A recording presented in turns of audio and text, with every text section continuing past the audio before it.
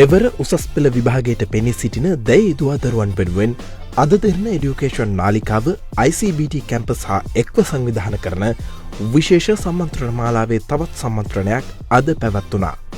ඒ කුරුණෑගල සියොන් අධ්‍යාපන ආයතනයේදී.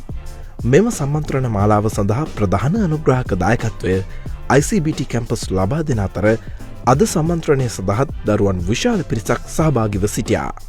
අද දෙරන එඩියුකේෂන් සමග මේ පැවැත්වුණ සම්මන්ත්‍රණය අද තම සාර්ථකව කරගන්න හම්බුණා. ICBT කැම්පස් එක විදිහට එකට දායකත්වය ලබා දීමට හැකියීම සම්බන්ධයෙන් අපි ඇත්තටම බෙහෙවින් ස්තුතිවන්ත වෙනවා. ඉතින් මෙවැනි වූ වැඩසටහන් වලට ඉදිරියේදීත් අපි සම්බන්ධ වෙන්න බලාපොරොත්තු වෙනවා.